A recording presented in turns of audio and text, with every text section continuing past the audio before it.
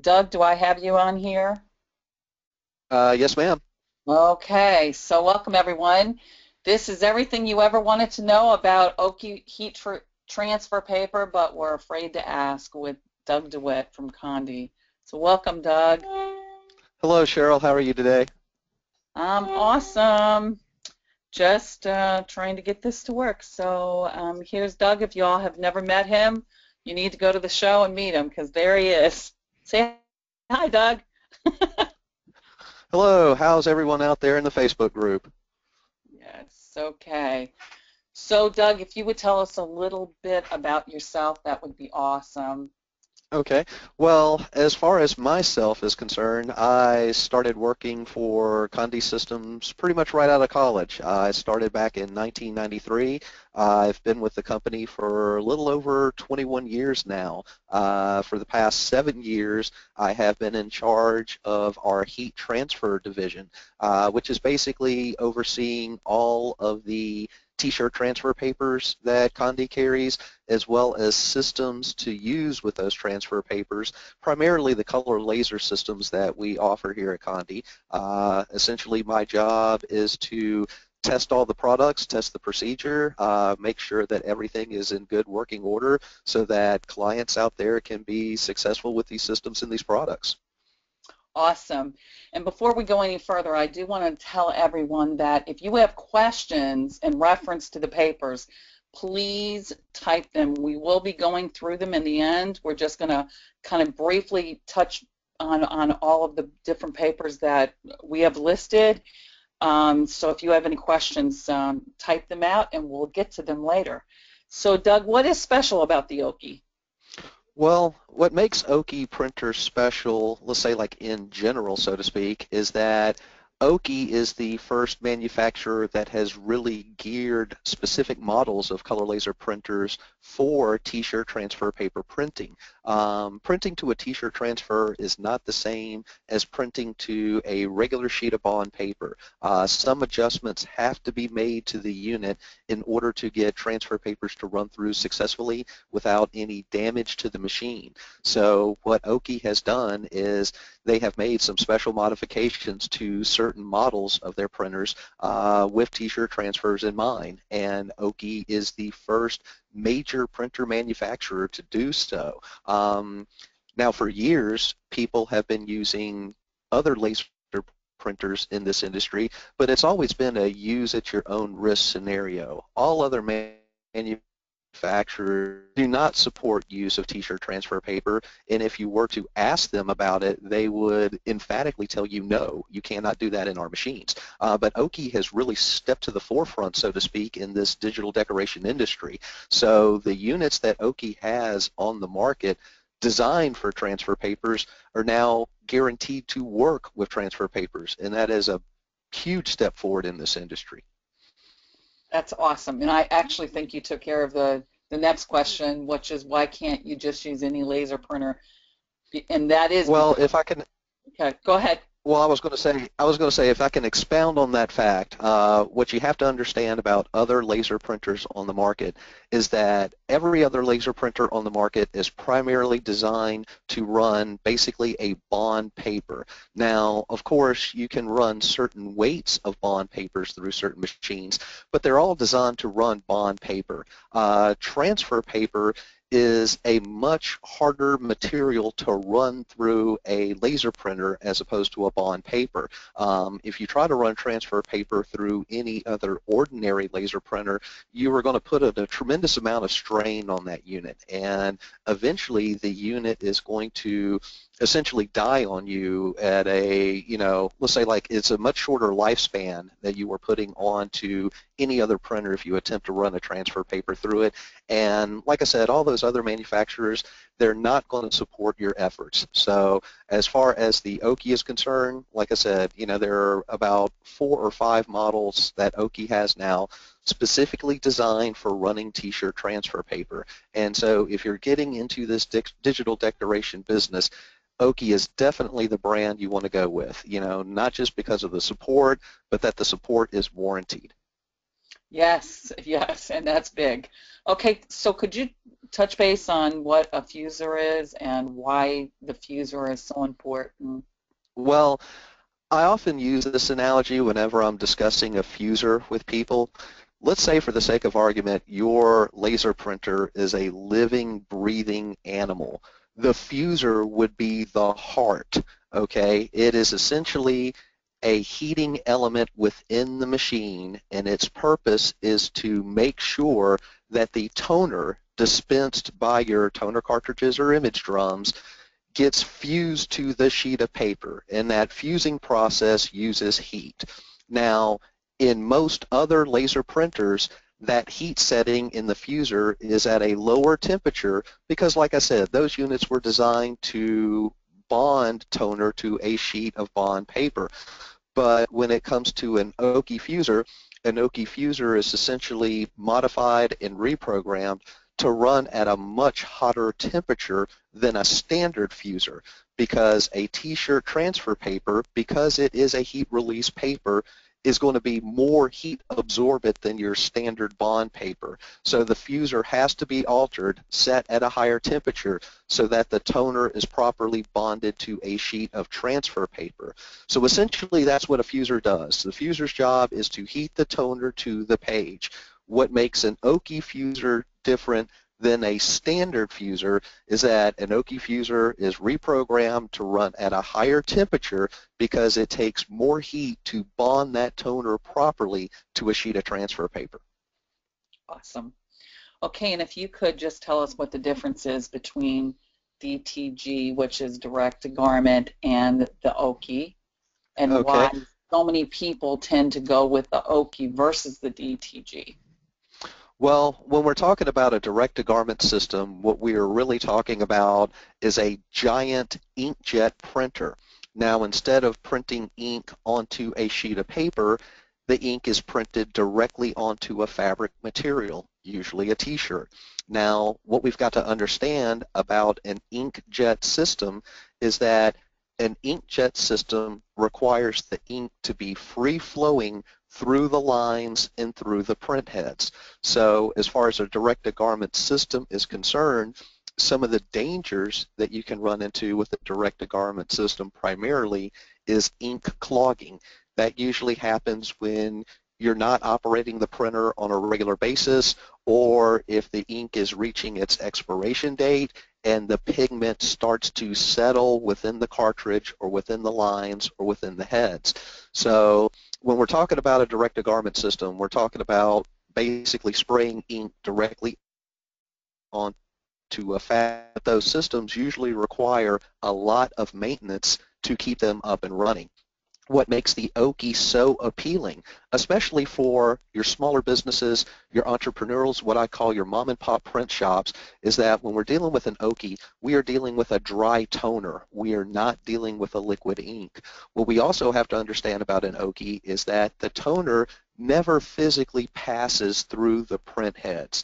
So the major advantage that you get out of an Oki system as opposed to a direct-to-garment system is that you have a system that does not clog. In other words, it's always going to be available to print when you need to print. That's especially important for shops that may not have hundreds of small runs to do every day to keep a direct-to-garment system operational. The nice thing about an Oki printer is we can print on demand, whether that demand is every hour, every day, maybe even every week or every month. You know, by having a dry toner system, we're having a system that does not clog, and toners do not expire over the course of time like ink does. So, you know, it's not a situation where we may have to change out cartridges in our direct-to-garment system even though there's still ink in the cartridge because the ink is expiring. The nice thing about having a toner-based system like the Oki is you are always going to get the full use out of that toner cartridge because that toner does not expire. We are simply running our sheets through until the toner runs out and we just replace with a new toner cartridge. Now that replacement toner cartridge, even though it may have been sitting on our shelf for months or years, Again, because toner doesn't expire, we can always put it in the system, we can always operate. Not to mention that when we're talking about a direct-to-garment system, it's designed for one purpose, which is decorating fabric. Using an Oki toner-based system, we can do so much more than decorate fabrics. Of course, we can get into the hard substrate market because there are hard substrate papers that are available for the Oki. We can decorate any kind of fabric material. We can decorate cotton. We can decorate cotton polyester. We can even decorate 100% dark polyesters if we use the right paper. Whereas a direct-to-garment system, you are basically limited to cotton garments. That's pretty much all it's designed to do. So I would say overall, an Oki system, it's going to give you way more flexibility. It's going to be much easier to maintain. The cost per print is going to be comparable with what you would get off of a direct-to-garment system, but you get way more flexibility out of an Oki system, and you are doing it at about half the price. In other words, the most expensive Oki system that we provide, which is the 920WT, is still half the cost of your least expensive direct-to-garment system. So when you're talking about capital investment, the Oki for most small shops is going to be the way to go. It just simply makes more sense. As far as a direct-to-garment system is concerned, you have to be an established shop with an established crew that knows what they're doing to keep that direct-to-garment system operational. You know, like I said, overall, the Oki is going to provide much more flexibility and give you far greater advantages than a DTG system, which is why here at Conde, we really love the fact that the Oki systems have evolved over the course of time, that Oki has stepped forward in terms of support and warranty. We think it is a much better solution than direct-to-garment. Well, and one of the things that I found out is that I literally have printed things that I have kept for 3-4 months, and it's still perfect after I press it 3 or 4 months later. So that's just another benefit to me, that you're not going to have it drying out, etc., which is what you would with an inkjet. That is true. That is a good point. As a matter of fact, because we attend so many shows, because we're always in the business of printing t-shirt transfers here, I have actually taken transfers that I had produced for a show last year. I could still take that transfer, apply it to a garment. It works fine. The advantage of dry toner versus liquid ink. Dry toner is not going to expire in the printer. It's not going to expire on the transfer sheet itself. So as long as that transfer sheet is in good condition, you can go as far as a year on most transfers between the time you print and the time you actually apply. So if you're in a heavy production setting, or you have a repeat customer where you're doing the same print job basically over and over again, and I like to think of like restaurants and bars where they are making employee shirts. In a situation like that, having pre-printed transfers ready to go is a tremendous time saver. Yeah, without a doubt. Okay, so moving on. This is the 4 printers. If you want to just touch briefly on that, that'd be great. Well, as far as these 4 units are concerned, let's start with the C610 that's offered by Magic Touch. That unit, of course, is warranted through Magic Touch and Oki as far as for use with their paper products. That doesn't necessarily mean you can't run other paper products through it, but the Oki C610 is what I would consider to be a good introductory system. The only downside that I would say to the 610 is the print size, which is essentially an 8.5 by 11 print size. Moving on to the 831TS model, this is a brand new model developed by Oki. This is actually part of an evolution process for what we will call a standard 4-color tabloid printer. The 831TS is using cyan, magenta, yellow, and black cartridge inside the machine. It is a tabloid printer, meaning it will print up to an 11-inch by 17-inch sheet. What makes the 831TS so unique is that this unit is essentially pre-programmed to run t-shirt transfer paper. When it comes to most systems, what we basically have to do is go through a diagnosis process where we have to determine what media type is suitable to run a paper correctly. With the 831TS, that information is essentially laid out for you. You just pick the style of transfer paper that you are using, and the 831TS takes care of the rest. So very nice introductory system as far as a tabloid unit is concerned. The other two printers that are here, these are what are going to be your white toner printers. Now, to me, the white toner printer represents a tremendous evolution in this industry. With the white toner printer, essentially what we are able to do, we are able to incorporate white and color within a design. By having that white toner inside the machine, it gives us tremendous flexibility as far as what we can do with our artwork. In other words, we can incorporate things like gradients and halftones into our artwork design. We can incorporate things such as bitmap images with self-weeding papers, which you cannot do with a standard 4-color process printer for technical reasons that would take a while to explain.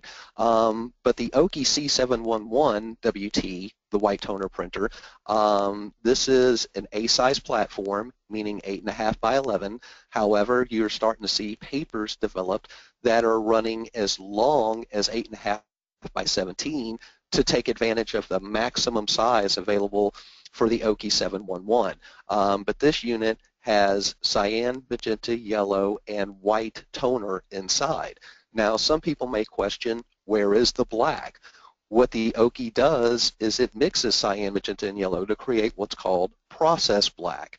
And from my own testing, I would say that the process black that these white toner printers, employ is very close to true black. So close that your average client is not going to be able to tell the difference. Now moving on to the 920, the 920 is what I would consider to be the benchmark of the t-shirt transfer industry at the moment. This is your tabloid size white toner printer.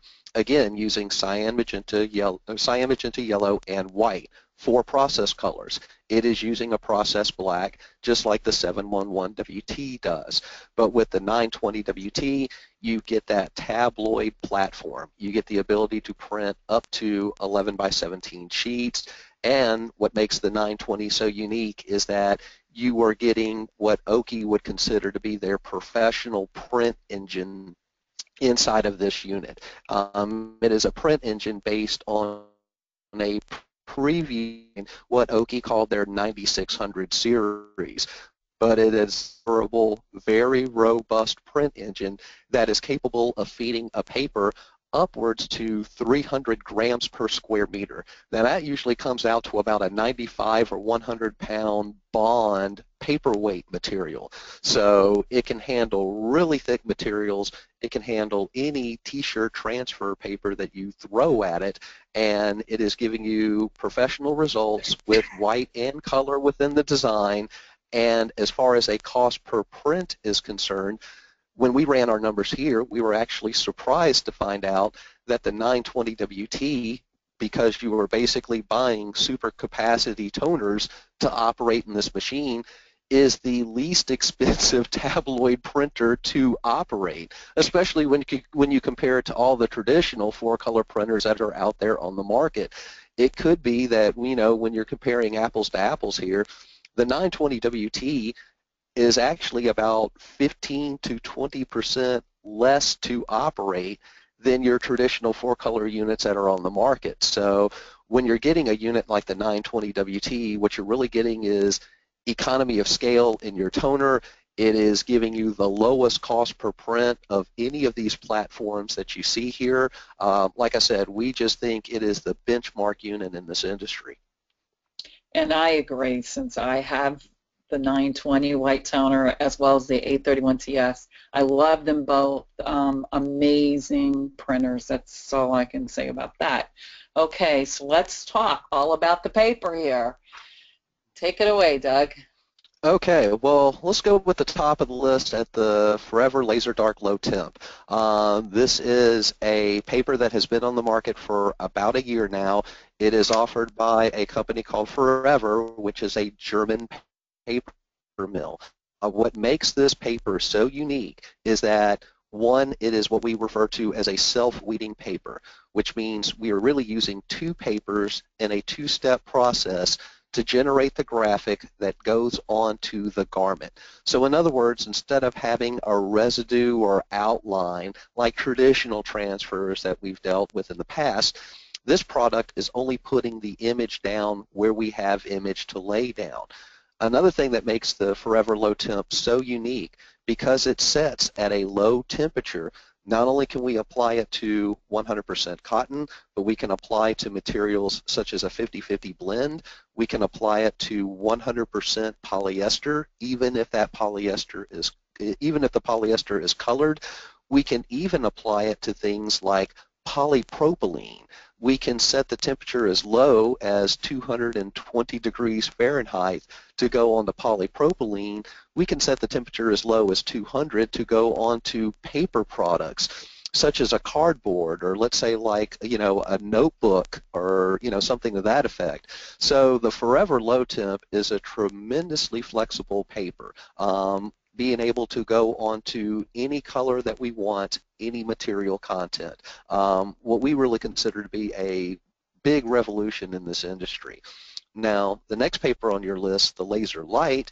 May I just interject really quick, Doug? Sure. I just want to say that I happen to love Forever Laser Dark Low Temp.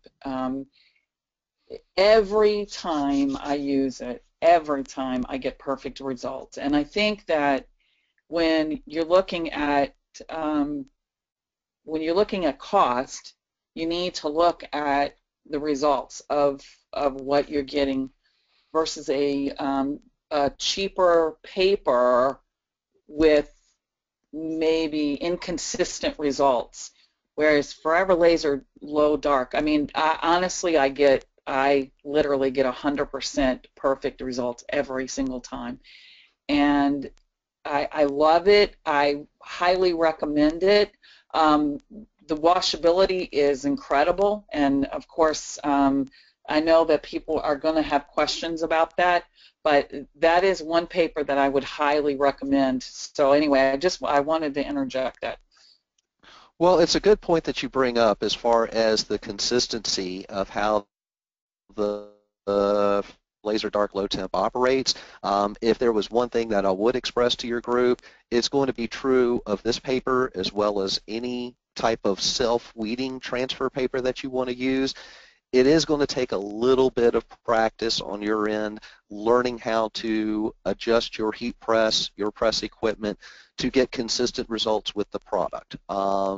It's one of those situations where, of course, like anything, practice makes perfect. But once you understand where to set your temperature, where to set your time, and especially where to set your pressure to get consistent weeding results, the nice thing about the Forever product is, yes, I would agree, it is a very consistent product. Yes, yeah. Okay, so moving on. Thank you so much. Oh, no problem. Now, as far as the Forever Laser Light is concerned, basically think of it as the dark low temp version, but for your white or lighter color fabrics. Now, the difference between those two papers is that with the Forever Low Temp Laser Dark, the emulsion or glue, for lack of a better word, that you are applying over your toner is a white base opaque glue, because the premise is that you are going to go against a dark background or dark fabric. With the Forever Laser Light, instead of applying a white emulsion, you are applying a clear emulsion, because the assumption is you are going against a white or light color background. So while technically speaking, the dark low temp can be used on any color fabric or any color substrate, the light is designed for your white or lighter items, but it is also going to be a less expensive paper. So, there is the ability to be able to print everything, but by the same token, we do have to do things economically for our business. So, bear in mind that, if you're decorating a white or light color item, use a paper designed for white or light colors. If you are going to a dark fabric or substrate, use a paper that's designed for those darker items. That is the best way to go. Now moving down the list, the Forever Transparent.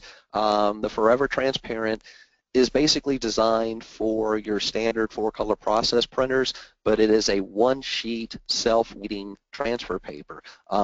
It's a very unique product, and I personally have tested numerous one-step self-weeds. We do not carry a one-step self-weed here at Conde because we've always thought that the two-step self-weed process provided better durability, compared to the one steps, except for this Forever product. We think that Forever has really kind of stepped up to the plate with a transparent version of their self-weeding single-sheet light paper. It does deliver very good results.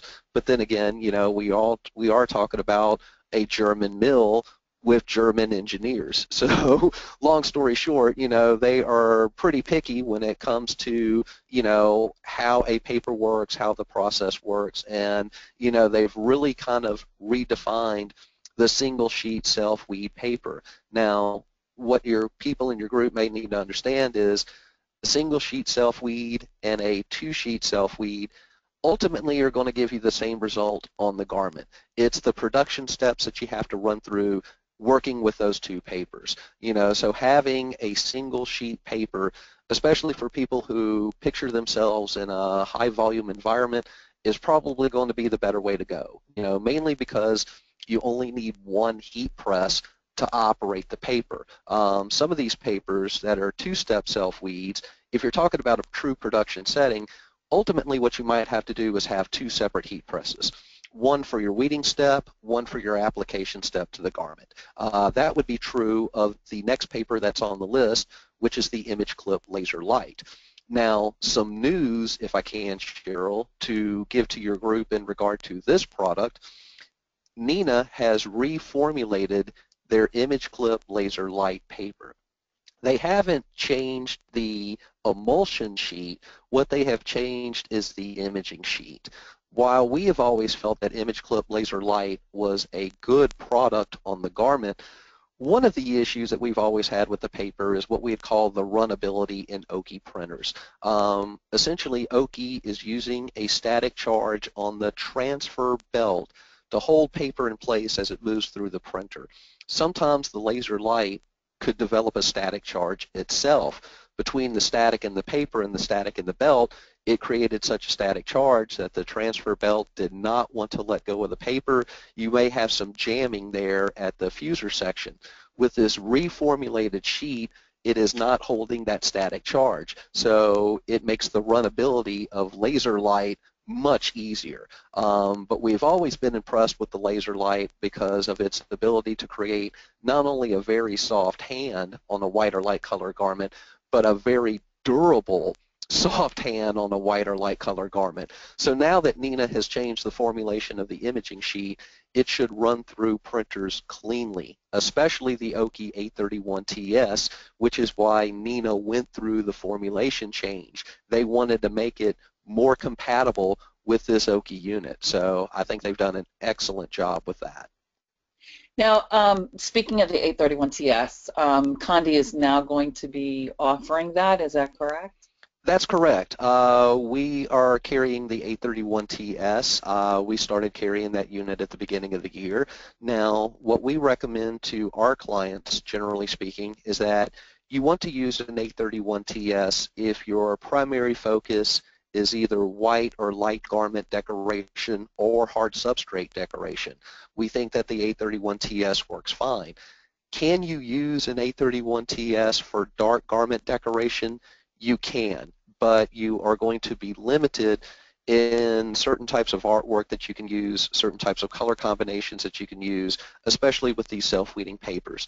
If the primary focus of your business is dark garment decoration, we highly recommend going with a white toner system as opposed to a system like the 831TS. Yes, yes, and I concur on both of those. Okay, awesome, thank you. Okay, now let's move down the list to the Concert T paper. What makes this paper unique is that this paper was developed for your standard 4-color process printers like the 831TS. Essentially what the Concert T paper does is it takes a single color design and through the weeding process turns that design white with its white-based emulsion sheet. The purpose is so that you could put a white graphic onto a dark garment. Nina developed this paper before the invention of the white toner system. So for those using standard 4-color process printers, it was basically the only way to generate a white graphic onto a dark garment. With the invention of the white toner printers, one thing I can say is that the Concert T paper, because you were printing with a color toner in the standard 4-color process, while it did create a white graphic, it wasn't really what I would consider to be a true white or a pure white. It was always more of an off-white.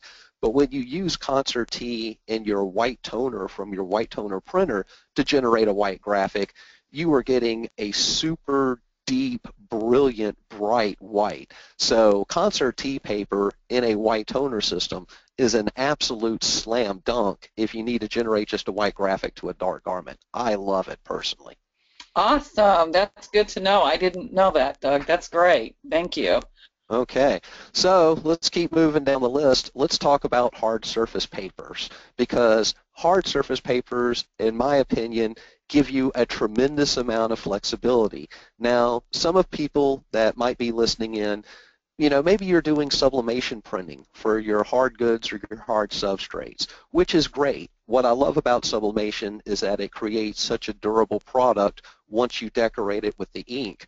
But what we've got to understand is, while Conde continues to grow in its offering of sublimation products, there are X number of products out there. There are only certain things you can do.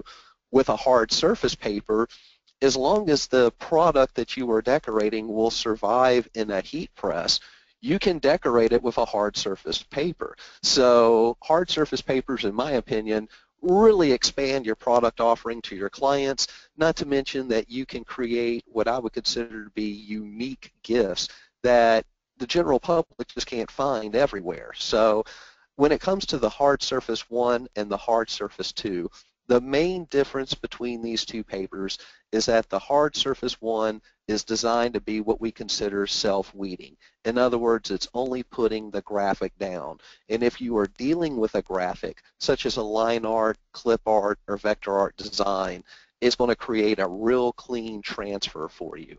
The hard surface 2 basically puts a film down over your product or substrate. Where that comes into play is if you were dealing with a bitmap, mainly photographic output. When it comes to photographic output, you really have to have that smooth, consistent film layer in order to capture the pixel pattern of the toner so that you get a good photographic reproduction. So when you're thinking of hard surface papers, just remember that hard surface 1 is for graphics and hard surface 2 is for photographs. But ultimately, what makes these papers so great is that we can go on to coated and uncoated substrates. And Cheryl, I know you're going to have examples of what these papers can do down in the presentation. So when we get to that part, I will let you go with that, because in my opinion, you are the hard surface paper expert. But let's talk about Magic Touch paper for a second. Magic Touch CPM paper. We carry Magic Touch CPM paper here at Conde, and what I love about this paper is what I would consider to be the general flexibility of what it can do. Now, understand that CPM basically stands for, I think, like ceramics, plastics, and metal, which is what Magic Touch originally developed the paper for, were those particular substrates. But from my experience, it seems like we could put Magic Touch CPM on just about everything, and what I love about it is when you're dealing with a lot of hard surface papers, it does take a little bit of experimentation when you're going from product to product as far as tweaking your temperature, time, and pressure to get a consistent result. What always amazes me about Magic Touch paper is how good it looks over so many variant substrates. So anybody that's looking to get into hard surface transfers, let's say, and they want to basically baby step their way toward the process. In other words, what should I start with at first that is going to give me the best avenue for success? I would say start with Magic Touch CPM. It's a great versatile paper. You know, it's definitely one of my absolute favorite go-to papers. It really is. It's so easy to use. Mm-hmm. Really. Now, now moving down the list here, the Magic Touch DTC.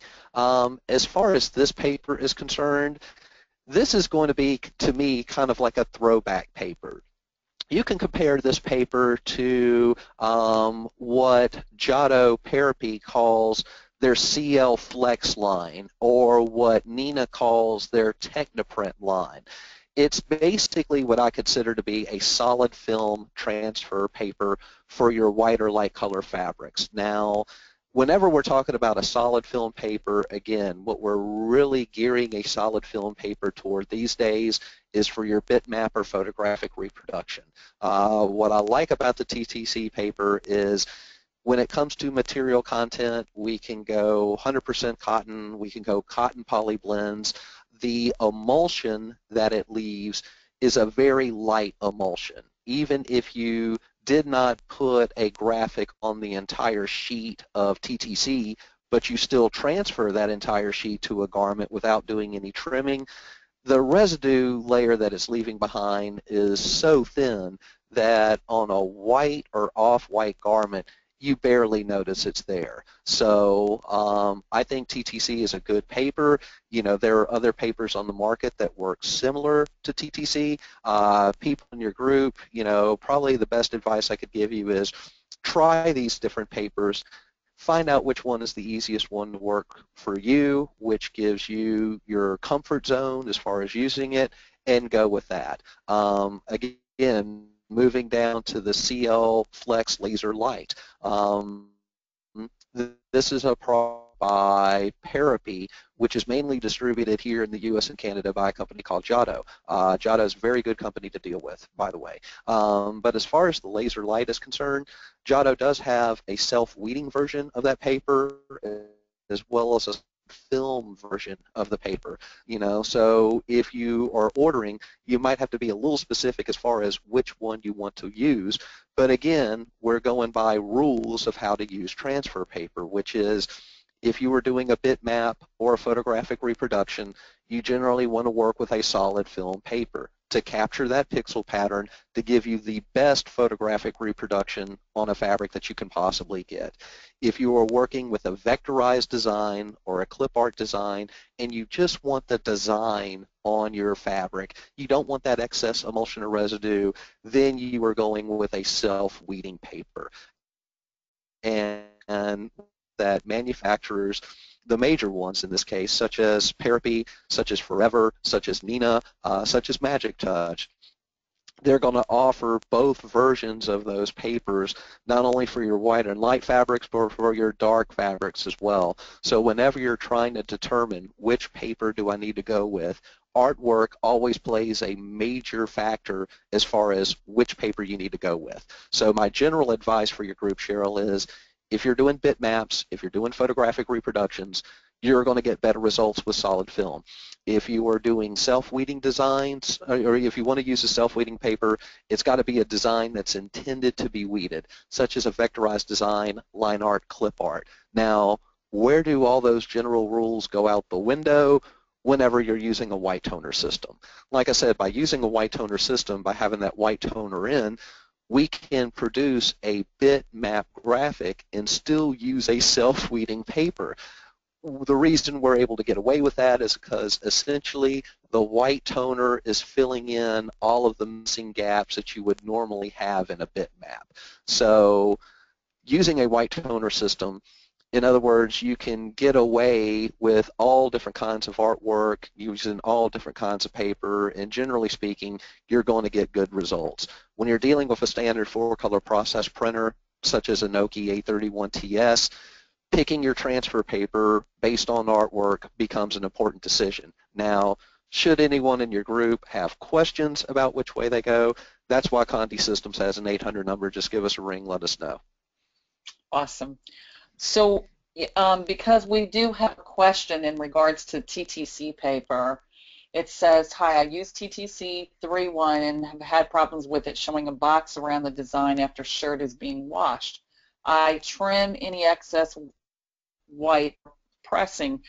My question is, what would be the better paper, one-step paper to use that wouldn't leave that? Would it be the Image Clip Laser Light? Well, it would be a product like Image Clip Laser Light or the Forever Transparent.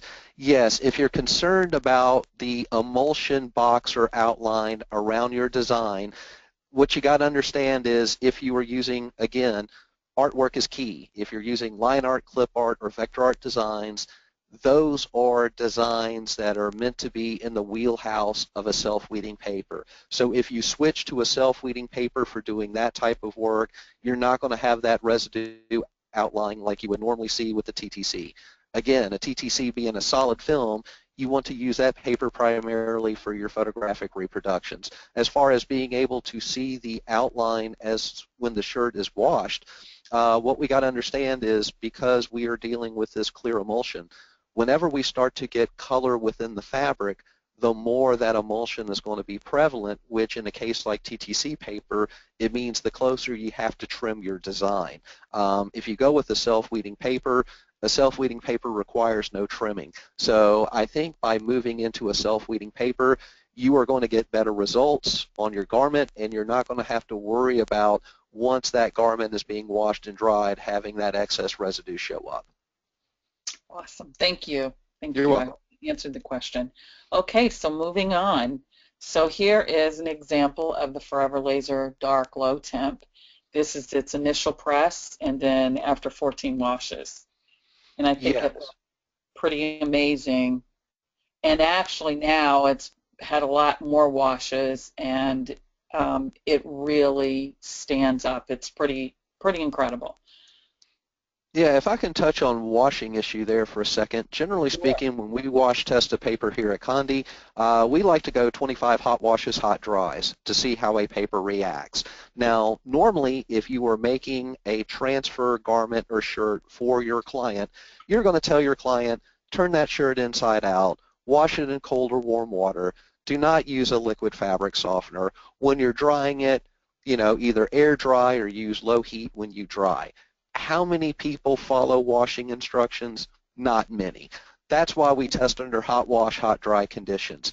And I will say that when it comes to the Forever, it is extremely durable under hot wash, hot dry conditions. So if your clients are washing their garments properly, they're going to get a very long-lasting graphic on their shirt or garment. Another thing that you need to consider in regards to durability, it's the fabric material that you go through. If you are going to 100% cotton, and let's say you're going to a 50-50 blend, generally speaking, a graphic printed on a 50-50 blend is going to last a little longer because the polyester content helps keep the shape of the shirt. And as long as the shape is there, the image will still be there. When we're going to 100% cottons, what we've got to understand is after multiple washes and dries, once the cotton starts to break down, the graphic, generally speaking, is going to break down with it, but that is going to be true of any decoration method you use, whether it's a transfer paper, whether it's direct to garment, whether it's heat-applied vinyl, whether it's screen printing. They are all generally going to react the same way on 100% cotton once that cotton shirt gets washed and dried numerous times. So as far as the overall process of these Okies are concerned, I wouldn't say that they are going to be more durable than your traditional printing methods such as like screen printing or direct to garment, but they are going to be as durable as any of those other printing methods. So, the fact of the matter is you're still going to provide your client a good working product that is going to meet their expectations as far as, how it feels on the garment, how it lasts in the wash and dry. Awesome. Okay, so what are some of the things you can do with the Oki Laser? If you can think outside of the box, and if it can take heat, you can make it. So here is one that I did, again, experimenting as Doug was talking about. It has so much versatility. I decided to try the CL Flex. I wanted to see what it would look like on wood, and actually, that is probably my favorite now on wood. It came out amazing, and you can't tell because I take horrible pictures, but it is so vibrant on that wood. It's really awesome. and then the other one, of course, is the hard surface one.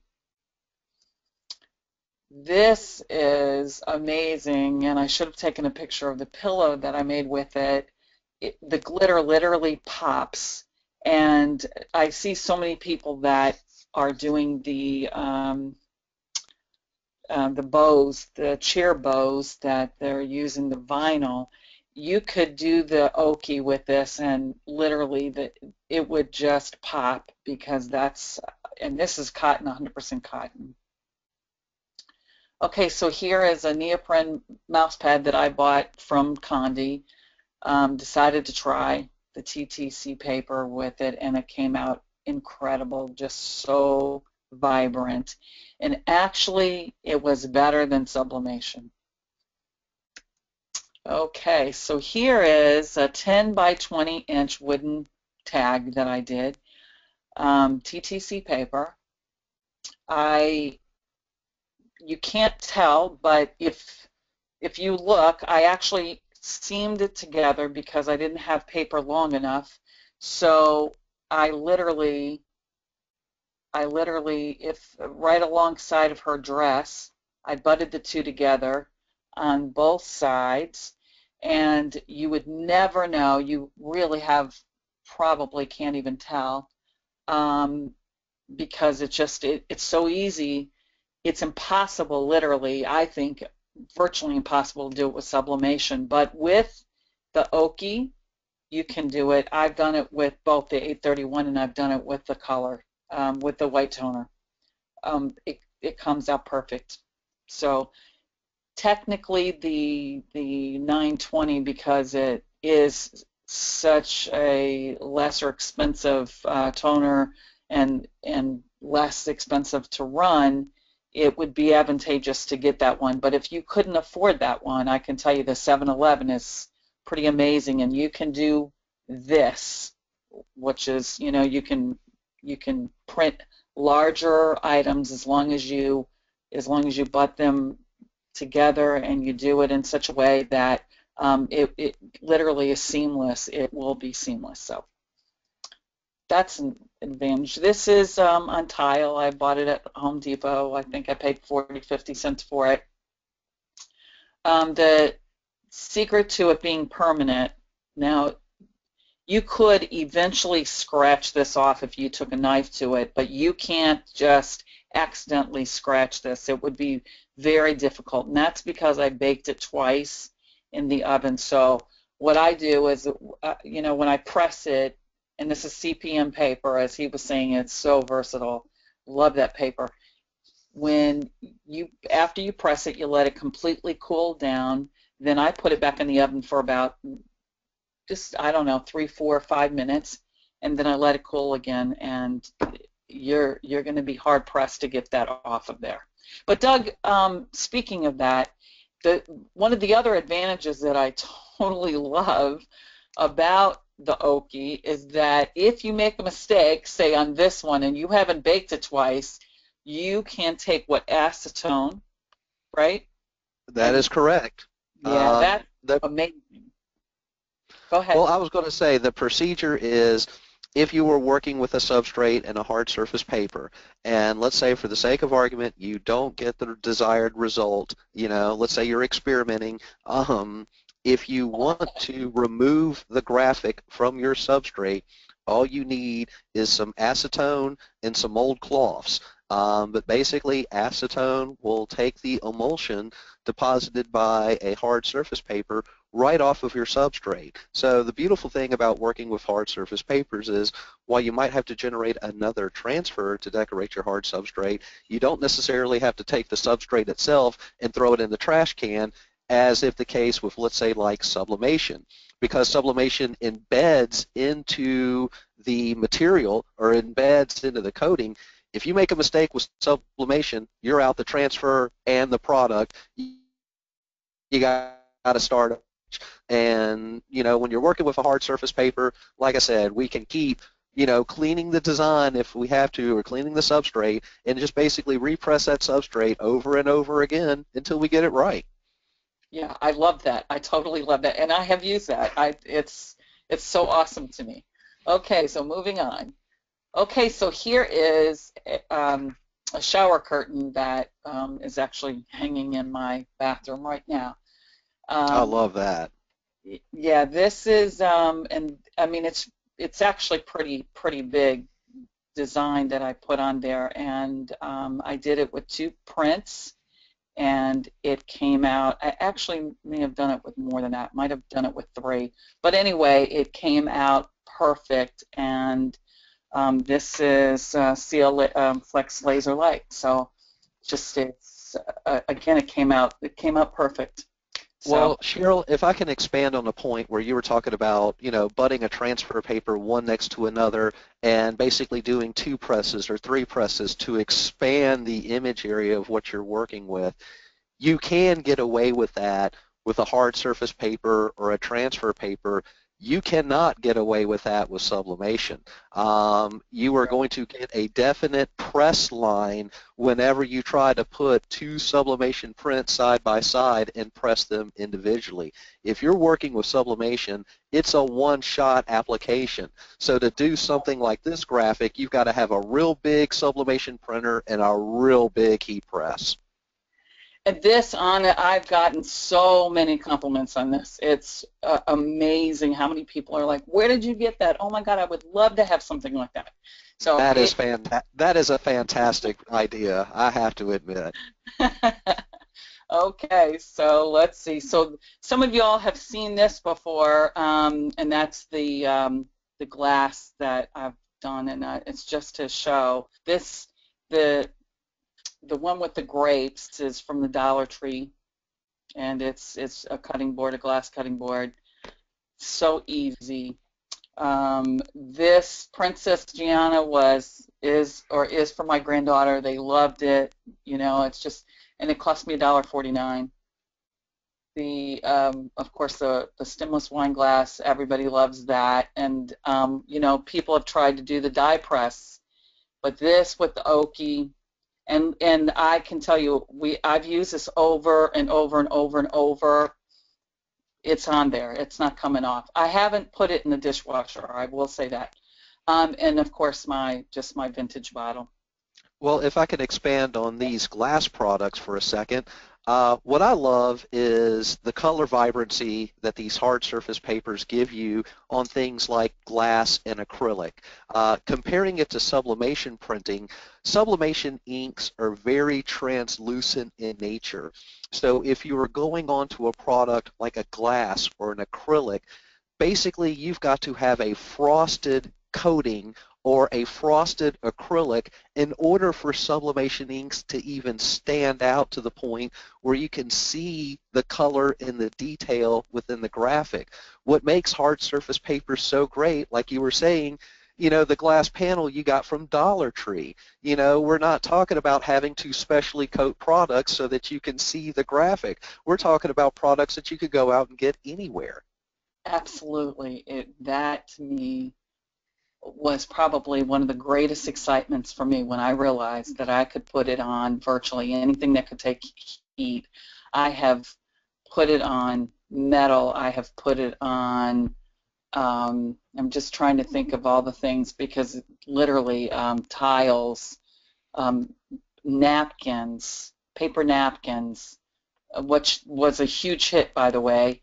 Um, Let me think, paper bags, gift bags, unbelievable what you can do. I mean, literally, when you're designing a birthday, say a birthday bag for a granddaughter, and you got her name and her picture or whatever, it's awesome. Yeah, yeah, if The I could throw possibilities one, are endless. yeah, I would say throw one more general product family into that, and that is leather. When it comes to trying to decorate leather, because leather comes in so many different thicknesses and finishes and things of that nature, it can be maddening sometimes trying to decorate leather with other printing methods, but when it comes to hard surface papers, just a little footnote, when it comes to leather, they decorate them beautifully. Well, actually, I have a tremendous example that I made, and most of my group has seen it, but it's it's something I love. It's on white leather with black initials, and it's amazing. I should have added it here. But I agree. In leather, my favorite paper for leather. What's your favorite paper for leather, Doug? I like using CPM paper. I also like using either Laser Imprints Hard Surface 1 or Hard Surface 2, depending on the graphic. In my opinion, they work very well on leather. Yeah. My favorite, bar none, is the Hard Surface 2 paper for leather. You know, I've tried every single paper that I have, which I have probably all of them, and my favorite by far is the hard surface. And then CPM was good. It is good, but it's not hard surface. Hard surface left no feel whatsoever. So it's and it's permanent. It's just, and it could have been the leather because it was a very good leather. Mm-hmm. So it could have been that leather, but I love it. Absolutely love leather. I mean, that's, if nothing else, I mean, the stuff you can do on leather is, oh, it's amazing. Bracelets, all kinds of stuff. Okay, so let's move on here. Okay, so the benefits of owning an Oki: the joy of self-weeding paper, multiple colors, and no layering. Yay! And if you've ever done vinyl, I mean, this is a dream come true. Cost effective, no contour cutting for the most part. Time saver, versatile, and endless possibilities. Okay, so Well, I go was ahead. going to say, when you're talking about, comparing this to vinyl application or vinyl weeding, one of the best examples that I use when I am demonstrating this process at a trade show is I pull up a graphic that is essentially a subway map of Tokyo or a subway map of New York, and I tell people who do heat-applied vinyl, how long would it take you to weed out something like a subway map? And of course, most people are like, I would never touch that if that were a vinyl application job. Whereas with a self-weeding transfer and an Oki printer, you can essentially knock it out in minutes. And the detail that these self-weeding papers can capture, especially when you're talking about very thin lines or small little caricatures that would be impossible to cut and weed, yet a self-weeding paper can do it consistently time after time. For people who are doing heat-applied vinyl, you seriously need to be looking at an Oki and self-weeding paper. It is going to be such a tremendous time saver for you. You're really going to have to come up with new ways to spend your time. Yeah, for sure, which it would be creating, hopefully. Okay, so here is our questions and answers with us. So I'm going to start looking to see. It says, can the Oki transfer machines be used to print laser transfer and cardstock, or are they set up for laser transfers only?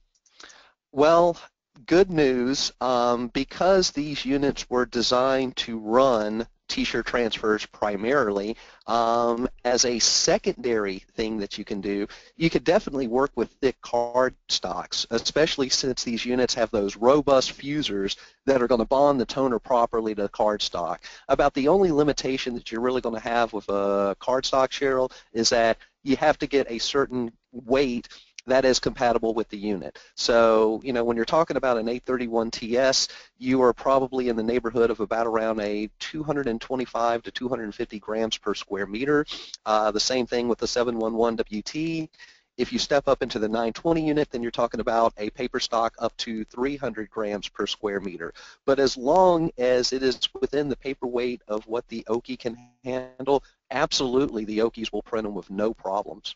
Yes, and that would be through the multi tray. Is that right? Yeah, some printer companies call it a bypass tray. Oki calls it a multi-purpose tray, but Yes. it's essentially the same thing. It's a tray set up to where the paper does not curve before it hits the toner and image drum section and before it hits the fuser. In other words, the paper goes straight in and goes straight out. And whenever you're dealing with thick cardstock materials, that's definitely the way you want to feed. But to answer that question in general, yes, you could feed cardstocks through these Okis and they will print just fine. Okay, so here's another one. Can you make real estate signs with this? I'm not sure what that means, but Well, if we're talking about real estate signs, generally speaking, when you're talking about going on to what I'm going to call like these, political signs that are, basically nothing more than kind of like a corrugated cardboard sign, something of that effect. I would say speaking in general, yes, you can. You would have to, of course, find some signage. My recommendation would be find some signage that is already white or light color background, and you're probably going to have to use a transfer paper that has a low heat fusion so that you're not, let's say, like warping or misshaping that particular material. But once you decorate that garment, could you put it and use it for something like outdoor signage? I would say yes, as long as that signage is designed to be up there on a temporary basis. In other words, would that sign last 6 months, a year? I don't see a problem with that. Where you might run into an issue talking about keeping something outside multiple years, because as we know, while sunlight may make us a little darker, it fades out everything else. So, my one concern would be if you're trying to design a sign to last multiple years outdoors, you got to consider some UV protection for that signage. And, usually if you talk to any kind of, sign maker, they're going to tell you you're going to probably put some kind of clear lacquer over that sign once it's printed, something with a UV inhibitor to help with the durability. So to answer that question, I would say yes. You can make outdoor signage with the process, but it's not going to be something that I would consider to be permanent. It's probably going to be something that's going to be around a 6 month to 1 year durability. well, and they further went and said can make real estate signs with the Forever Laser Dark Low Temp, and I would say yes, I'm sure that they probably could. Well, forever low temp, like I said, we can go onto cardboard product as low as 200 degrees Fahrenheit. So if you're talking about that type of process, the forever low temp would be the first paper that I would attempt. Awesome. Okay, so here's another question. Do all these papers, especially the Forever Low Dark, work on all materials and blanks? I would say as far as the forever low temp is concerned, it is the one product to my knowledge that is designed to go onto cotton, cotton polyester, and 100% polyester. When it comes to other transfer papers that are out there, some are designed for cotton only, some are designed for cotton and cotton poly blends. There are very few that can go onto 100% polyester. And to expand on that point a little bit, when we're talking about colored polyester, what we run the risk of is a symptom that we refer to around here, which is what we call dye migration. What that means is if your heat press is set at a certain temperature, the dyes within that polyester fabric will migrate out of those polyester threads. They usually have a tendency to move up into the emulsion area of your transfer. So any color that you have printed on the surface is going to discolor from these dyes gassing underneath. That's what makes the Forever Low Temp so unique, is that we can set it at a low enough temperature where we do not have that dye migration process taking place in the polyester threads. So with that being said, the Forever product is the only product that I know that you can go on to 100% cotton or 100% polyester without the dye migration process taking place. Generally speaking, most of your other transfer papers are going to be for cotton, cotton poly blends. Okay, so here's another part of the same question, but I actually really like this question. Are all these papers listed only work with laser printers, especially the Forever transparent one? Short answer, yes. Now there are inkjet transfer papers on the market, but the major difference between an inkjet transfer paper and a color laser transfer paper is that the inkjet emulsion is a much softer emulsion layer because it has to absorb and suspend a liquid ink, whereas with a color laser transfer paper, it's a harder emulsion layer using dry toner to the surface. So one thing I want to make clear is that you do not want to take an inkjet t-shirt transfer paper and run it through your Oki color laser printer. As far as killing the heart, killing the fuser, that is a surefire way to do it because an inkjet transfer is going to have a far lower release temperature. So yes, the papers that we are talking about in this presentation are specifically geared to Oki color laser transfer papers.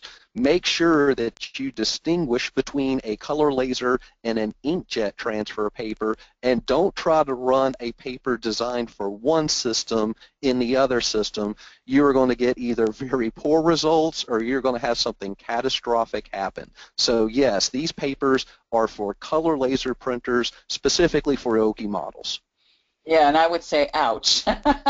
Okay, so another great question. Are these the type of printers used for commercial transfers that we purchase and store? Yes. Yeah. Yes. As far as these papers are concerned, what we've got to understand about color laser papers in general, they are what we would consider to be a commercial grade transfer paper. Now, what is a commercial grade transfer paper? It is a transfer paper that requires a professional commercial heat press to apply. There are some papers out there on the market that you could apply with a handheld iron, but generally speaking, if it applies with a handheld iron, it is a hobbyist paper. It is not a paper that you would want to sell to a client, you know, in a professional setting. So these papers that we're discussing today are definitely what I would consider to be commercial grade papers because all of them require a commercial heat press to apply. Awesome, thank you. Okay, so next one. Can any of these non-self-weeding papers be contour cuts? That is a very good question, but I would say, unfortunately, no. The only time you can contour cut what we would consider to be a solid film paper is if that paper is designed to be what we would call cold peeled. In other words, you apply it to a garment, but you have to wait a certain amount of time before you release the backing sheet. And unfortunately, you're just not going to find those type of cold peel transfer papers in a solid film for the color laser market. So what I would say is, instead of trying to contour cut a solid film paper, you might want to look at employing self-weeding papers, because if you're using a self-weeding paper, the whole purpose of a self-weeding paper is that we do not have to contour cut it. If you're talking about contour cutting a solid film paper, you're really not doing it with a professional cutter. What you're really using is a pair of scissors and you're doing it by hand. Well, I think maybe they're talking about, because I can't remember what paper that I saw, and maybe it was a Magic Touch paper that talked about it needing to be contour cut, which a lot of people would have like a silhouette cameo, you know. Okay, I think. Yeah, a vinyl. Well, I'll tell you what. If that is the case, when we're talking about contour cutting, what we're talking about, generally speaking, is what we would call a solid film opaque material. You know, in other words, a material that is white-based that you would print to in order to go against a dark fabric. Now, a lot of those materials you can contour cut, and I would probably consider contour cutting necessary if about putting an intricate design down. But of course, some of the danger there is once you contour cut it, you have to carefully weed it. If you are cutting more than one piece, then you're talking about using an application film or an application tape. What you're really talking about is what I would consider to be a very labor-intensive process. Can you do it? Technically speaking, yes, you can. But there might be so much work and so much labor involved, it may not be the most cost-effective method to do it. So to clarify that particular question, yes, you can get what is considered to be a solid film opaque material. Those can be contoured cut. But now that you have these self-weeding papers that are designed to weed out and apply to dark garments, again, you know, contour cutting, you know, I'm not saying it's going the way of the dodo, but using a self-weeding paper is a far more cost-effective and time-effective way of producing these as opposed to going the contour cutter route. Yes, yes. Okay, so the next question, is that glitter paper? And the answer is no. That was generated in the computer in Photoshop, and then it was pressed onto the cotton. Okay, the next question. What paper to use to decorate steel, metal, i.e. Yeti cups? Oh, yes, the infamous Yeti cups. There seems to be a race going on in the Western Hemisphere as to who can come up with the best decoration method for a Yeti cup. What makes the Yeti product unique is they are steel. That's a little different than most others on the market. As far as decorating a Yeti, I would probably say you are going to want to go with a hard surface paper first or foremost when you attempt it. Now, because most of the ones that I have seen are pretty much a stainless steel, using a hard surface paper and using something like a white toner printer, I think is going to give you, from an artistic standpoint, your best shot at decorating a Yeti. It's just what paper do you settle on. Again, because the Magic Touch CPM is such a versatile paper, that's probably the paper that I would try first. What I love about the Magic Touch paper is it seems to stick very well not only to a coated metal, but to an uncoated metal. You know, decorating an uncoated metal is a fairly easy process with a hard surface paper. Decorating a coated metal, well, it takes a little bit of practice and time and patience learning to get the technique down to where you get a consistent image result. But I would probably start with the CPM paper from Magic Touch. If you didn't have success with that one, then I would look at some of the laser imprints papers. Another paper that you might want to consider that we really didn't touch on in this presentation, Neenah has a new hard surface paper that they call Tecna Hard Surface.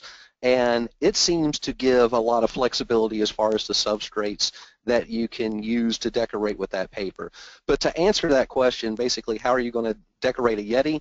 Well, the first thing is that you're going to get a hard surface paper. Definitely. I would probably say you want to get samples of a few in, and you just want to try.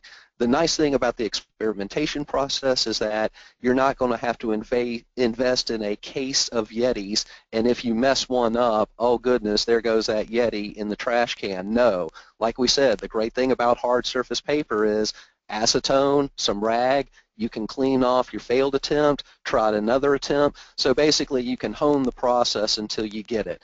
Once you get that image on the Yeti, I would definitely follow Cheryl's advice of putting that Yeti into an oven, baking it once or twice to ensure that that coating from the hard surface paper is stuck to that Yeti to the point where, you know, if they take that Yeti and hand wash it, the image is still going to be there. Yes, awesome. And I would concur as far as the CPM. That would be my go-to paper. First off, it gives vibrant color. It's a solid paper for a hard surface, and that is my absolute go-to paper for hard surface. Okay, so we have another question here, and I'm needing some clarification. It says, can you do that with shirts and Forever Dark? But I'm not sure what she's referring to.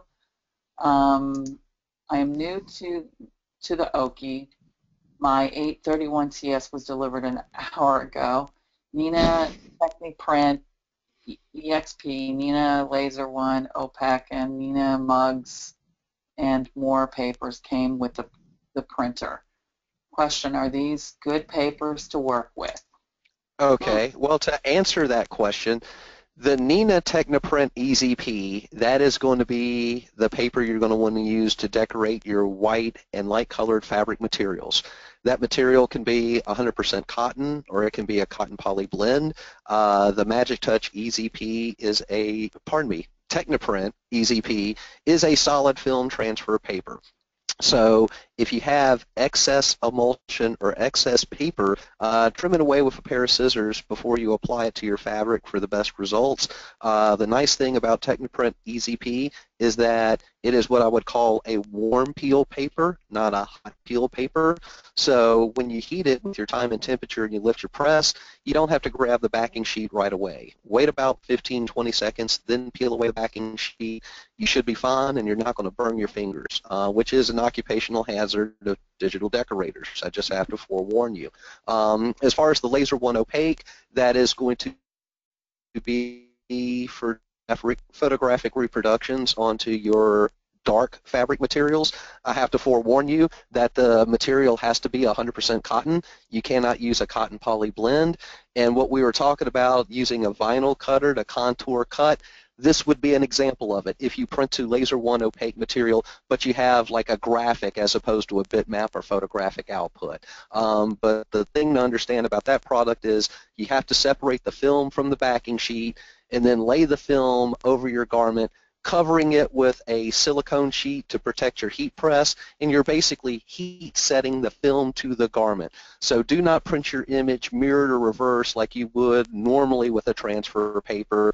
You're going to print your image right reading whenever you're dealing with Laser One Opaque. As far as the Mugs and More paper that they supplied, the Mugs and More paper was the predecessor to what Neenah now calls their Technoprint hard surface. One thing I will have to forewarn you about the Mugs and More paper, it does not work well on any type of coated hard substrate.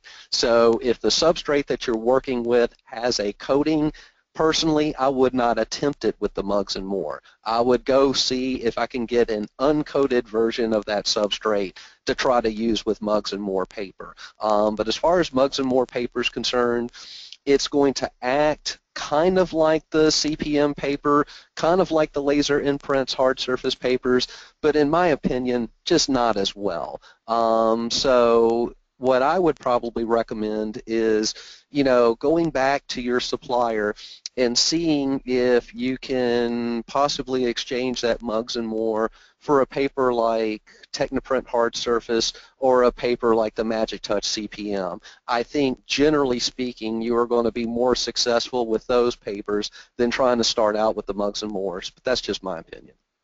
Well, and I would concur with that as well, but I would also say the same thing about the Technoprint EZP. I'm not a great fan of that one either. I would highly recommend the ones that were listed here. Every one of them I'm pretty much a fan of, and I've used all of them with the exception of Concert Tea. That's the only paper I haven't used, but these other ones I think are less desirable. That they work, they're just less desirable. So maybe because you just got them, maybe you could find out if you could possibly return them for a different paper.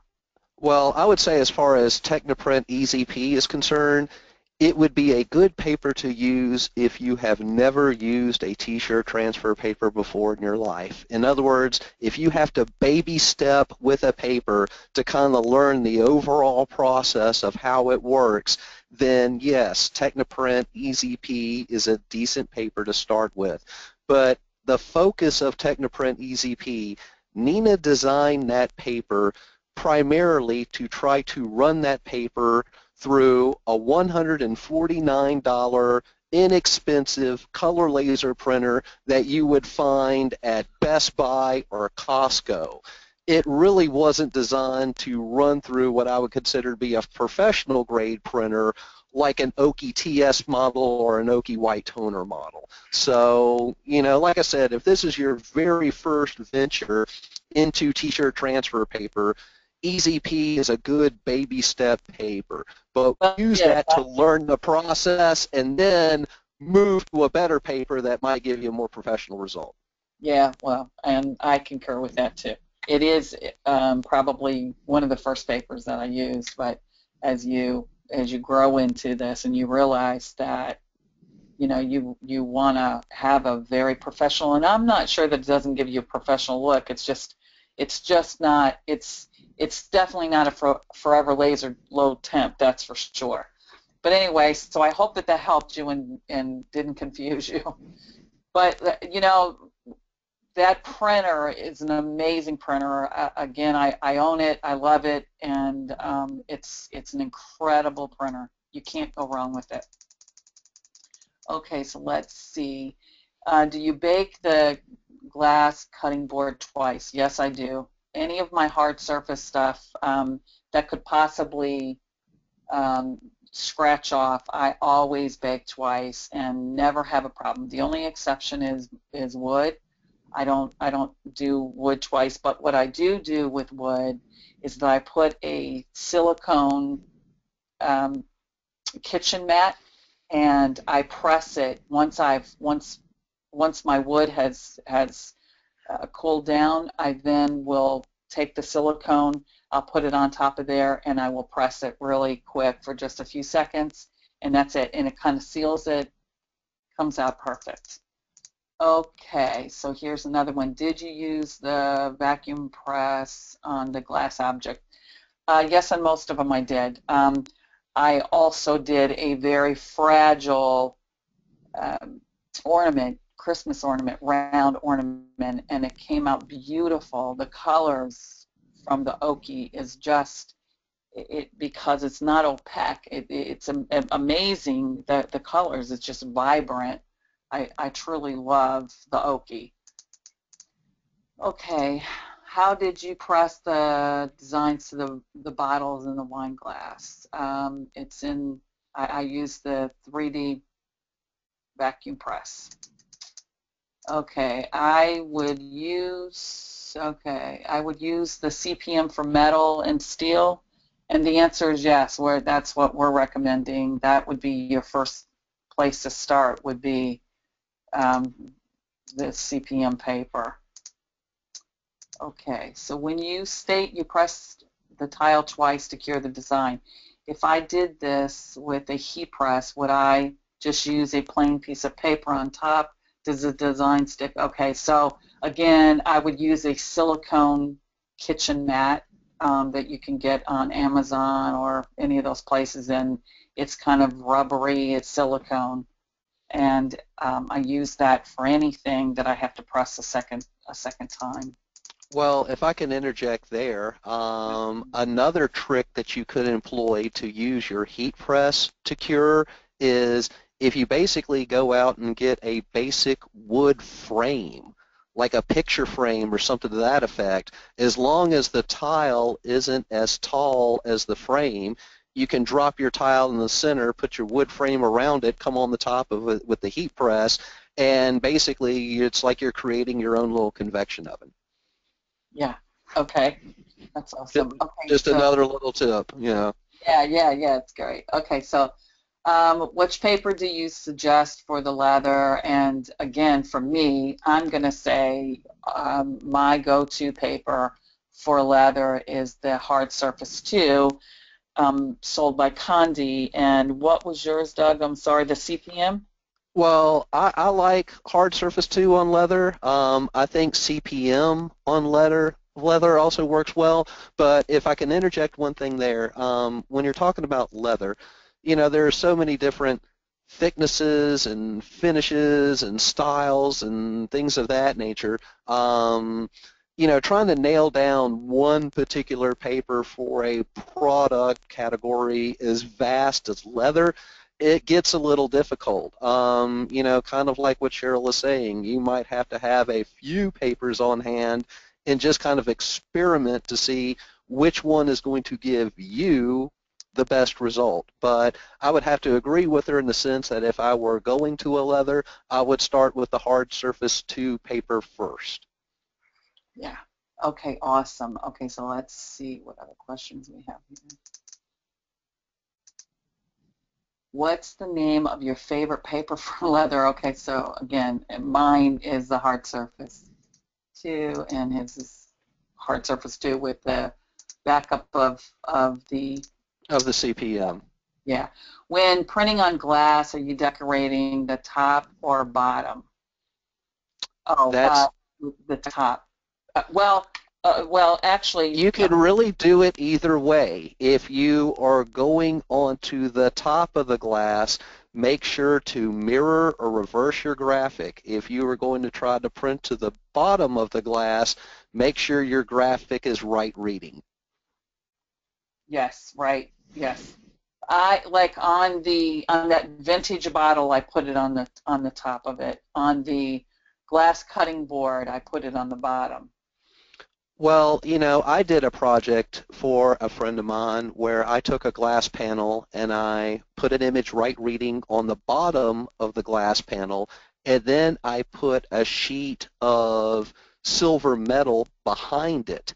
So it kind of looks like the image was trapped between the metal and the glass, and you couldn't really tell what was printed. Was it the glass or was it the metal? But it kind of gave this wild looking, mirrored effect. But yeah, general rule is because glass is transparent, you could really go on to either side. Just make sure you have your artwork orientation correct for the side you want to go to. Awesome. Okay, so I need a new question. I need to download software on the laptop to run Oki 711. Where is that located? Well, as far as downloading software, technically speaking, the only thing you need to operate the Oki and these transfer papers is the driver. And the driver you can either get from Oki Data's website direct, or you can go to Conde.com and go to our white toner printer section and download updated drivers for PC and Macs. Okay? Now, while we didn't touch on it in this presentation, there is a separate RIP program that Forever offers that they call their Transfer RIP. If you contact your account manager at Conde, we can send you an email where you can download a 15-day trial version of that RIP if you kind of want to kick the tires on the RIP. But what I always try to explain to people is the RIP is not required to operate an Oki white toner printer and use heat transfer paper. It is a tool, but it's not a requirement. You can use these papers just fine through the standard Oki driver. And like I said, as far as those Oki drivers are concerned, go to okidata.com and go to their download section for the latest drivers, or go to conde.com, click on our section for white toner printers, and you should see the latest drivers to download. Okay, we have a bunch of questions still. Okay, so we're just going to try to rip through these. Is the color identical on the transfer as it will be on the substrate with the Oki? Based on yeah, that's kind of a loaded question, but what I would say is the color that you see on the paper should be the color that you see on your material. Now, if your material is white or light colored, it should pretty much be spot on. If you're going on to a dark material, it depends on the quality of the paper as far as your color rendition.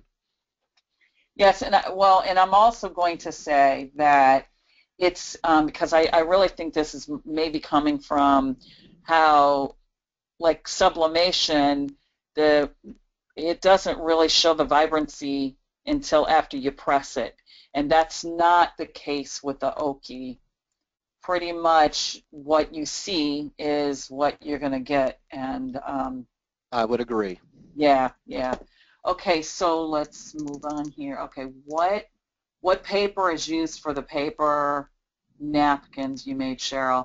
I'm going to say CPM, but I'm not 100% positive. I don't have it in front of me, but I will post it in the group. Okay, so let's see. So to be clear, I can use color laser prints, period, with these laser papers. I can use color laser printers. No, that's not what he said. What he said was if you use just any laser printer that was not, let me make sure I'm reading it. I can use, no, okay, so if you use a printer, unless it's an Oki product that was actually created for heat transfer, you run the risk of blowing out your fuser. And many people have done it that have an Oki that, thank God, had the warranty that they were able to get a new fuser. Yeah, and Don't plug it in.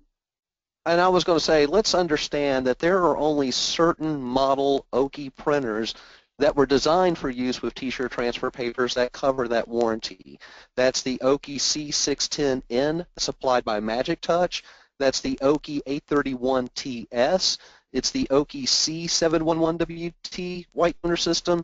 It's the C920WT white toner system, and a unit that we did not discuss, which is the C941. That unit is warranted for transfer paper, but any other Oki brand printer that was designed to be an office printer is not going to be covered under that warranty. Any other maker model color laser printer or color laser copier is not going to be covered under warranty for use with t-shirt transfer paper. So if you're using a unit other than one of those 5, you are using that unit at your own risk. And if the transfer paper damages or destroys your unit, it's all on you. Listen, we're going to be wrapping this up soon, hopefully in the next 5 minutes or so. But hold on, because we want to announce the winners of the prizes. So give me just a minute here. We're going to try to run through these. For the CPM transfer on the Dollar Tree glass cutting board, did you press that on the bottom or top, and would that be considered food safe if pressed on the top? It is pressed on the bottom, and it is food safe because it is pressed on the bottom. I would hand wash that. I wouldn't put it in the dishwasher. Okay, so let's see. Is there a place where we can go to find out printer settings to use for each paper type, white on, white off? Okay, and that's, go My ahead. recommendation would be CondeTV.com.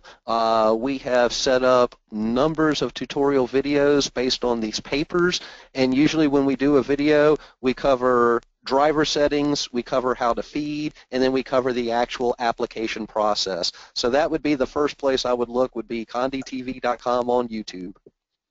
And the manufacturers usually will list their instructions on what needs to be done, the time, the temp, the peel. However, that's not that, as we talked earlier, it's not etched in stone. It's a basis to start, but for different presses, heat presses, it requires different settings. So, it takes, you just have to play with it, I think. Okay, so let's move on here. I understand that you are carrying the larger paper, the forever paper that is larger than the 8.5 by 11. Is there anything that needs to be changed in the settings besides the paper size to run the 8.5 by 17 paper? Are there... I was going to say, to answer that question real quick, what you have to do to run the 8.5 inch by 17 inch paper, you have to go into your advanced driver settings, and when it comes to your paper size, you have to select what they call PostScript custom page. Now, once you select PostScript custom page, you set your parameters of your paper as 8.5 inch by 17 inch, and you want to select to run the short edge first, which means the 8.5 inch edge feeds into the multi-purpose tray first. Okay, so here's a really good question. I have a clamshell press, and I've heard the lift type is better. Do you have any tips for using a clamshell? Best of luck, unfortunately. The thing about clamshell presses is that just by their design, they're designed to apply heavy pressure, not a light pressure. And most of the self-weeding papers that we have been talking about really require a light pressure to get successful results, which is why we always recommend using a swing-away heat press with these self-weeding transfer papers. I'm not saying you can't do it with a clamshell, but it is going to be harder to dial in the pressure to get consistent results. You're probably going to waste a lot of your self-weeding paper trying to find that pressure setting, and given the expense of some of these papers, you're probably doing yourself a better favor if you go out and get the right equipment for the job, would be investing in a swing-away press. Yes, I concur. That is for sure. I mean, probably one of the things that I see more of, and it's so unfortunate, is when people have bought a cheap heat press and they think that they are going to be able to get professional results, and it ends up usually being a very frustrating situation for them, and we see it a lot in the group. So it's unfortunate, and I always hate telling people, but when they start having consistent issues with, and I'm going to use Forever Laser low temp, the first question I ask them is, what heat press do you have? Because that's usually the issue. Okay, the next question, what is the average cost of printing one sheet with white toner? I would say average cost is hard to dictate. It depends on your graphic. An easier example would be to give you a worst case scenario. If you took output from the 920WT, let's say like an 8.5 by 11-inch sheet, you completely cover it with color toner, you completely cover it with white toner. Worst case scenario, you probably have about 40 to 42 cents in toner on that sheet. If you expand that to an 11 by 17 size, worst case scenario, you've got about 84 to 85 cents in toner on that sheet. But like I said, that's completely covering that sheet with both color and white toner. Mm. Okay, so what paper is available from Conde? Virtually everyone that we mentioned that's on that list, Conde sells. So let's move on here. Okay, can the laser paper transfer be used on items that are sublimation coated? That's a very good question. Again, it's going to depend on your hard surface paper, and what I love about the CPM paper from Magic Touch is it seems to do a good job on both coated and uncoated substrates. Some papers do not do a good job on coated substrates, like the Nina Muggs and More. I wouldn't even attempt Nina Muggs and More on a substrate that is coated for sublimation. But my question would be, why in the world would you want to use, other than maybe like neoprene, why would you even want to use the paper or Oki on a coated material or coated substrate that you're going to pay more for because it is specially coated, versus like saying going to Home Depot and getting a tile versus a specially coated tile. So I would say, you know, it doesn't make a lot of sense to do that, but if you are going to do that, CPM would be the paper. If you mess up, yeah, if you mess up a shirt with Forever Dark, is there anything that can be used to remove this design? I would probably say no, but your best guess at it would be screen printers have what they call a knockout gun, which looks like a high-pressure squirt gun, you know, that literally shoots high-pressured water out to, you know, knock out printed design that a screen printer put down incorrectly. You could try that with the Forever Low Temp product. You could just grab another T-shirt and try again. and use that one. What I like to do, if I've, you know, because I take an old T-shirt or one that's been messed up and I use it to sample other paper with. Okay, will this webinar be posted so that we can review it again later? Yes, it will be. We are recording it and we will list it in the group. Yes, Doug? Yes, that is correct. Okay. Is the process prints with the Oki printer still better than what you can get with the new papers that you can use your sublimation printer on cotton that David was talking about? Okay, what David is mentioning is what's called Reveal S, which is a self-weeding transfer paper designed to run through sublimation printers where you can decorate white and light-colored cotton. But understand, it's for white and light-colored cotton. It is not for dark cotton. It is not for materials that are cotton poly blend per se. When we're talking about the Oki, you know, procedure as opposed to this product, where the Oki is giving you is the ability to do dark cottons, which the Reveal S cannot do. Yeah, awesome. So, I mean, again, the Oki is so versatile. Are you using your kitchen oven or a separate oven just for transfers? I personally use a separate oven, and I'm not sure, Doug, on that one, if it would be safe to use the Oki regular oven. Well, I know that sublimation. a lot of the I was going to say a lot of the transfer papers that are provided these days, most of them are going to meet what I would consider to be CPSIA requirements in regards to not having any leads or phthalates in the material. But by the same token, I would not put something into the oven where I'm going to put my casserole in half an hour later. Get a separate oven. Yeah. Okay. I missed the first part of the sessions, but do you feel the Oki 6C10 will work as well as the other models? If we are talking about a standard 4-color process printer, yes. But remember Magic. yeah, it's not going to have the white toner inside. You know, you are talking about an A-size platform. Will it work? Yes, it will. It will work with Magic Touch's papers, which is that particular warranty. Could it work with other transfer papers? You know, again, you're experimenting, but, you know, of the 4 printer models that we had listed, you know, the C610N would be the baby step model printer. The 831TS, the 711, and the 920 are going to be able to run far more, going to give you way more flexibility. Yes. Okay, I have some more here. How are we doing on time? It's 12:30. It's 12:41. So, okay. So I have one more question, I believe, or maybe I don't. I'm waiting for one more person who just asked, could I please get my question answered? So I apparently missed one or something. So let's see if I can get that. Okay. Was this recorded? Yes. That's not the question.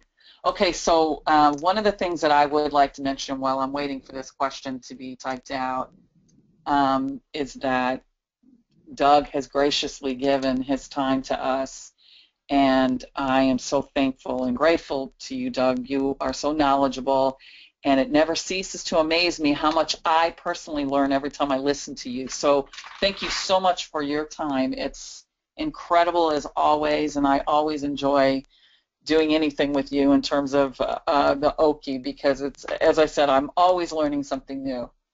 Well, you are welcome, Cheryl, and as I always say, I'm more than happy to tag along on these things. It is a lot of fun. Okay, we are going to, okay, so let's talk about, we're going to offer some bundles. Yay. I love the support that Conde gives us. They are incredible. They truly are incredible. You will have to message me for a code, but this is what they're offering on the 7-Eleven white toner, which is it's amazing. It's amazing price. It's amazing, amazing, amazing. And then it's going to have shipping that's going to be credited up to $100 on the system, so you can read that. Offer is only valid to U.S. residents. And I believe this is going to be, I have a limited amount that we have access to, and once they're sold out, then, which we have a very limited amount, then they'll be gone. But I'm going to move on with the 920, the C920, and once again, amazing price, amazing. Just all the paper that's included is incredible. And this also comes with shipping of $200 value credited back to you. Okay, and now, yay, this is awesome. 15% discount on any color laser or inkjet transfer paper offered by Conde Systems. So if you guys need paper, this is the time to get it. Oh my gosh. Oh my gosh. One of the things that we will maybe tackle one of these days is the RIP software. I think that so many people have questions about that. But if you need a workaround for Photoshop with either the 7-Eleven or the 920, it is in the file, and I do have a workaround for it. but I'm not sure that it is as good as the RIP software, and I personally do not have the RIP software. Okay, so if you don't belong, but apparently you probably do belong to one of these or you wouldn't be in here. Okay, so here we go. Are we ready for the winners? Okay, first prize goes to Corey. I'm only giving first names. Second prize goes to Lloyd. Third prize goes to Sydney. Yay, winners! Yay! Okay, so that concludes our webinar. So thank you all for joining us. We really appreciate it. Doug, thank you again. It's been amazing. You are welcome, Cheryl. Thank you for the opportunity to present to your group, and I'm looking forward to our next one. Me too. Thank you so much. Okay, take care all.